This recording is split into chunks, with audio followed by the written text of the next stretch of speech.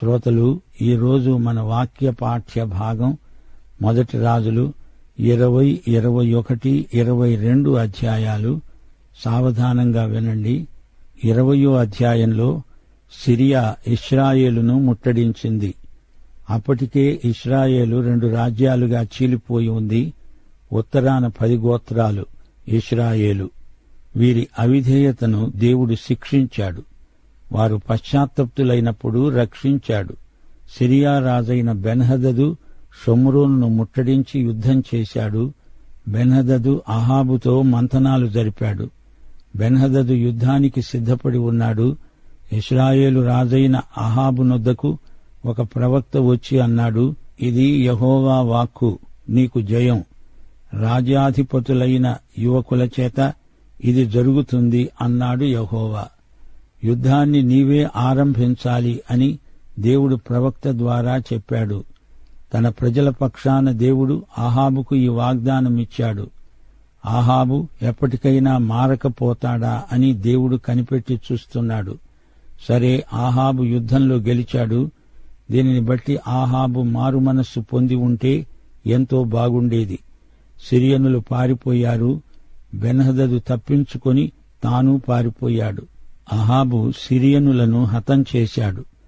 సిరియనులతో అహాబు రాజు మరోసారి యుద్ధం చేయవలసి వచ్చింది. దేవుడు ఖండితంగా చెప్పాడు, ఒకసారి నీకు విజయం నేను ప్రసాదించాను, అది కేవలం నా కృపే. ఇప్పటికైనా నీవు బయలు పూజ మానేయి, నేనే సజీవ దేవుణ్ణని ఈ విధంగా నిరూపించుకో. సరే, ఇశ్రాయేలు వారందరూ యుద్ధానికి తారసిల్లారు. దేశాన్ని సిరియన్లు కప్పేశారు. దేవుడు ప్రవక్త ద్వారా అహాబుతో మాట్లాడాడు. యెహోవా కొండలకు లోయలకు దేవుడు, ఈ గొప్ప సమూహాన్ని నీ చేతికి అప్పగిస్తాను. అయితే ఏం జరిగింది? బెన్హదదును అహాబు సంహరించలేకపోయాడు. అహాబు బెన్హదదుతో సంధి చేసుకున్నాడు. శత్రువులను నిర్మూలం చేయమన్నప్పుడు అహాబు దేవుని మాట వినలేదు. పాపముతో రాజీ పడకూడదు. అహాబులో రాజీ మనస్తత్వముంది. దేవుడు అహాబును గద్దించాడు. నీవు చేసిన ఈ పనికి శిక్షగా నిన్ను నీ రాజ్యాన్ని శత్రువుల చేతికి అప్పగిస్తున్నాను. చూచారా శ్రోతలు, అహాబు ఒక పాపి, బెన్హదదు ఒక పాపి. పాపితో సంధి చేసుకోవడం మామూలే. 21వ అధ్యాయంలోకి రండి. అహాబు యెజెబెలు ఎలాంటివారో, వారి చర్యలు ఎంత గర్హనీయమైనవో ఈ అధ్యాయంలో తేటగా వివరించబడింది. యెజ్రెయేలు, అక్కడ అహాబు నగరు ఉన్నది. దాని ప్రక్కనే నాబోతు ద్రాక్ష తోట. పరిసరాలు ఎంతో అందమైనవి. అహాబు నాబోతును పిలిపించి అడిగాడు, నీ ద్రాక్ష తోట నా నగరును ఆనుకొని ఉంది, అది నాకివ్వు. దానికి బదులుగా అంతకంటే మంచి ద్రాక్ష తోట నీకిస్తాను, లేదా దాన్ని నాకు అమ్ము. నాబోతు అన్నాడు, నా పిత్రార్జితమును నీకివ్వడానికి నాకు ఎంతమాత్రమూ వల్లపడదు. నాబోతు ద్రాక్ష తోట చాలా మంచిది, అందమైనది. అహాబు కన్నులు ఆ ద్రాక్ష తోట మీద పడ్డాయి. అది అతని పిత్రార్జితం. యెజెబెలు అంది, రాజా, కంగారు పడకు, నేనే నాబోతు ద్రాక్ష తోటను నీకిప్పిస్తాను. యెజెబెలు దుష్టురాలు. నాబోతు మీద అపనిందలు మోపి అతణ్ణి హత్యగావించింది. దానికి ప్రతిఫలం అహాబు అనుభవించక తప్పలేదు. నాబోతు రాతి దెబ్బల చేత మరణించాడని యెజెబెలు విని రాజుతో చెప్పింది, నీవు నిరభ్యంతరంగా ద్రాక్ష తోటను స్వాధీనపరుచుకో. దేవుడు ఏలియాకు ప్రత్యక్షమై అన్నాడు, అహాబుకు చెప్పు, ఏ స్థలమందు కుక్కలు నాబోతు రక్తాన్ని నాకాయో ఆ స్థలమందే కుక్కలు నీ రక్తాన్ని నాకుతాయి. ఏలియా వెళ్లి అహాబుతో అన్నాడు, రాజా, నిన్ను నీవే అమ్ముకున్నావు. చూడు, యెజ్రెయేలు ప్రాకారము వద్ద కుక్కలు యెజెబెలును తినేస్తాయి. యెహోవా దృష్టిలో నీవు ఎంతో కీడు చేశావు. విగ్రహారాధికుడివైపోయావు. తీర్పు తప్పదు, ఖబర్దార్. అహాబు ఆ మాటలు విని ఉపవాసముండి గోనెపట్ట మీద పరున్నాడు. కాబట్టి దేవుడు అతని కాలమందు కాకుండా అతని కుమారుని హయాములో అహాబు కుటుంబీకుల మీదికి అపాయం రప్పించాడు. యెహూ ఇజ్రాయేలుకు వచ్చినప్పుడు యెజెబెలు ముఖానికి రంగు పులుముకొని శిరోభూషణాలు ధరించుకొని కిటికీలో నుండి చూస్తూ ఉండగా యెహూ గుమ్మము ద్వారా ప్రవేశించాడు. యెజెబెలు అన్నది, నువ్వు సమాధానంగా వస్తున్నావా? యెహూ ఆజ్ఞాపించగా 2-3 పరిచారకులు యెజెబెలును పైనుండి కిందికి పడద్రోశారు. యెహూ తన గుర్రాలతో రక్తసిక్తమైన ఆమె శరీరాన్ని తొక్కించాడు. యెజెబెలు శవాన్ని కుక్కలు పీక్కు తినాలి. ఆమె కళేబరం పెంట కుప్పలో చేరుతుంది. ఏలియా చెప్పినట్లే ఇదంతా జరిగింది. శ్రోతలు, దేవుడు వెక్కిరించబడడు. ఎవడు ఏది విత్తుతాడో అదే పంట కోస్తాడు. సరే, ఇప్పుడు మనం 22వ అధ్యాయంలోకి వచ్చాము. ఈ కథాకాలానికి దక్షిణాన యెహోషాపాతు సింహాసనమెక్కాడు. అతడు మంచి రాజు. అహాబు రాజుతో మంతనాలు సాగించాడు. సిరియన్లు, ఇశ్రాయేలీయులు 3 సంవత్సరాల పాటు సఖ్యంగా ఉన్నారు.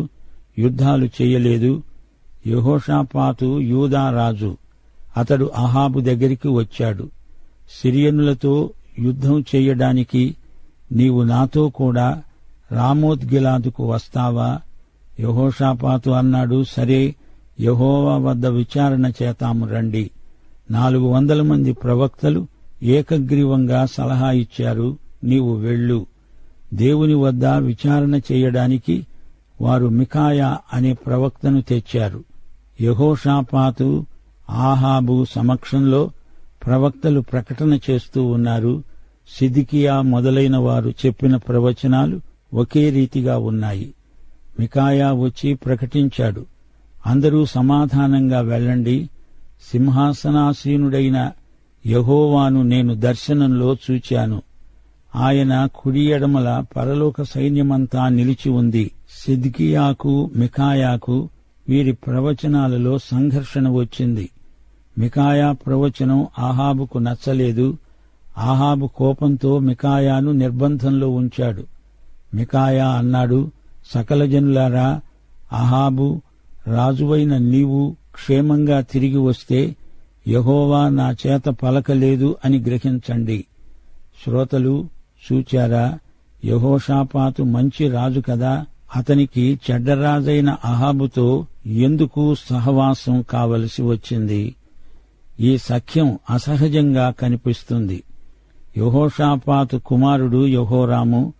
అతడు అతల్యా అనే స్త్రీని పెళ్లాడాడు. అతల్యా ఎవరు? ఈమె అహాబు, యెజెబెలులకు పుట్టిన కుమార్తె. దేవుని స్వాస్థ్యానికి చెందిన వ్యక్తి సైతానుకు చెందిన వ్యక్తిని పెళ్లాడడం భ్రష్టత్వానికి దారితీస్తుంది. రామోత్ గిలాదు సిరియా రాజు వశంలో ఉంది. యెహోషాపాతు ఈ విషయంలో జోక్యం కలిగించుకోకుండా ఉంటే బాగుండేది. ప్రవక్త ఇచ్చిన సలహాను అతడు పాటించలేదు. అహాబు యెహోషాపాతుతో రాజీ పడడం అనేక సమస్యలకు దారితీసింది. ఇది యెహోషాపాతు చేయవలసిన యుద్ధం కాదు, అహాబు చేయవలసిన యుద్ధం. గిలియాదు పట్టణం అహాబు రాజ్యానికి చెందింది. యెహోషాపాతు దైవజనుడు. అతడు దేవుని చిత్తమేదో తెలుసుకోగోరుతున్నాడు. అయితే ఇక్కడ కొందరు దొంగ ప్రవక్తలున్నారు. అహాబు మికాయాను పరిచయం చేస్తూ అన్నాడు, అతడంటే నాకు ద్వేషం. అహాబు ద్వేషిస్తున్నాడంటే అతడు మంచివాడై ఉండాలి.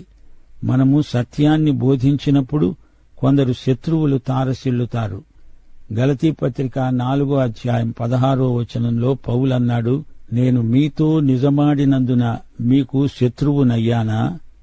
400 మంది ప్రవక్తలు అబద్ధాలు ప్రవచిస్తున్నారు. రాజుకు ఏది కావాలో అదే చెబుతున్నారు అబద్ధ ప్రవక్తలు. ఈ 2 రాజుల చుట్టూ చేరి వారికి అనుకూలంగా ప్రవచిస్తున్నారు. మికాయా ఉపమాన రీతిగా ప్రవచించాడు. మికాయా చూచిన దర్శనంలో ఈ ప్రవక్తలందరూ అబద్ధికులు. సిద్కియా అనేవాడు అబద్ధ ప్రవక్త. అతడు వచ్చి మికాయాను చెంపమీద కొట్టాడు. మికాయా చెప్పాడు, రాజు తిరిగి రాడు. మికాయా ప్రవచనం సరైనది. ఇశ్రాయేలీయులు యుద్ధంలో ఓడిపోయారు. అహాబు మోసం బట్టబయలైపోయింది. యెహోషాపాతు రాజవస్త్రాలు ధరించి ఉన్నాడు. అహాబు మారువేషంతో వెళ్ళాడు. ఏదో ఒక బాణం వచ్చి అహాబుకు తగిలింది. అహాబు రక్తంతో రథం తడిసిపోయింది. అహాబు రాజు హతమయ్యాడు. యెహోషాపాతు బ్రతికే ఉన్నాడు. ఏలియా ప్రవచనం ప్రకారం నాబోతు చనిపోయిన చోట కుక్కలు అతని రక్తాన్ని నాకటానికి సిద్ధంగా ఉన్నాయి. ప్రవచనం నెరవేరింది. దేవుడు సింహాసనం మీద ఉన్నాడు. యెహోషాపాతు తన తండ్రి అయిన ఆసా యొక్క మార్గములన్నిటినీ అనుసరించి యెహోవా దృష్టికి అనుకూలంగా ప్రవర్తిస్తూ వచ్చాడు. యెహోషాపాతు మంచి రాజు గాని ఇశ్రాయేలు రాజుతో సంధి చేసుకుని గొప్ప పొరపాటు చేశాడు. యెహోషాపాతుకు యెహూ ఎదురుపడ్డాడు. అన్నాడు, నీవు భక్తిహీనులకు సహాయం చేసి యెహోవా శత్రువులకు స్నేహితుడవయ్యావు. అందువలన యెహోవా సన్నిధి నుండి కోపం నీ మీదికి వస్తుంది. అయితే దేశములో నుండి నీవు దేవతా స్తంభాలను తీసివేసి దేవుని వద్ద విచారణ చేయడానికి నీవు మనసు నిలుపుకొని ఉన్నావు. నీ యందు మంచి క్రియలు కనపడుతున్నాయి. నిజమే కాని చిట్ట చివరికి రాజీ పడ్డాడు. లోకంతో రాజీ పడడం వలన జీవితం విషాదాంతమవుతుంది. యెహోషాపాతు బంగారం తేవడానికి ఓఫీరు దేశానికి పోవటానికి తర్షీషు ఓడలను కట్టించగా ఆ ఓడలు దారిలో బద్దలైనాయి. ఉత్తరాన ఆహాబు కొడుకు సింహాసనమెక్కాడు. యెహోషాపాతు వారితో కలిసి వ్యాపారం చేయడానికి ఒప్పుకోలేదు. అతడు గత అనుభవాల నుండి పాఠం నేర్చుకున్నాడు.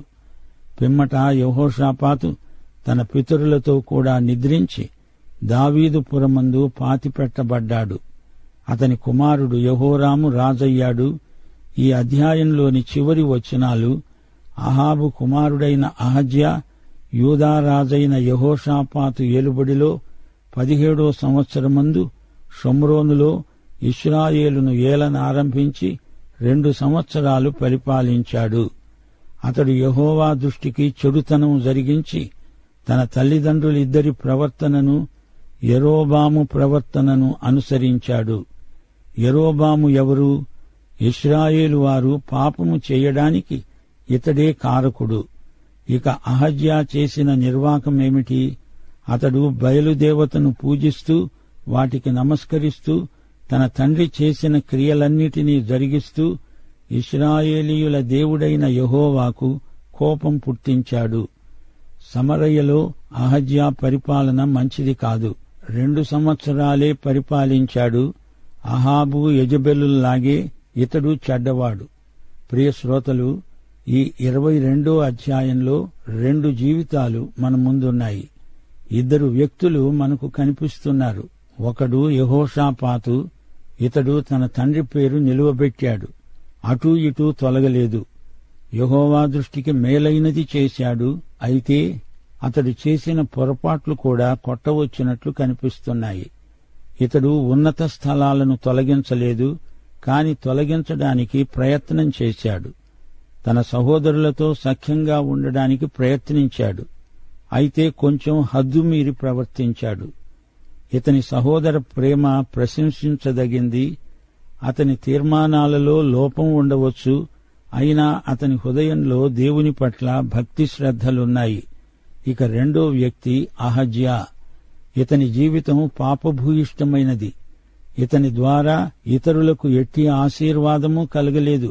శ్రోతలు గమనించండి, మన సేవ మన జీవిత స్థాయి కంటే పైకి లేవదు. ఇతని రాజ్యాంగ విధానం నాశనకరమైంది.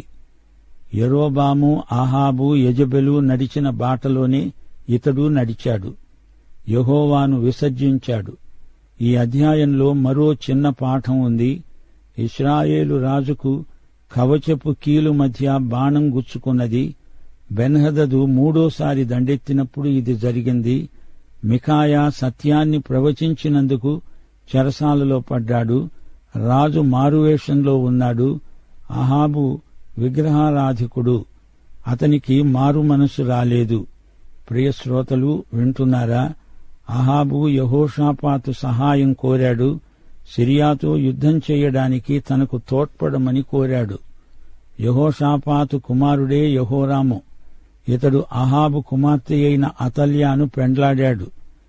ఆసా యూదాను పరిపాలిస్తున్నప్పుడు అహాబు ఇశ్రాయేలును ఏలాడు.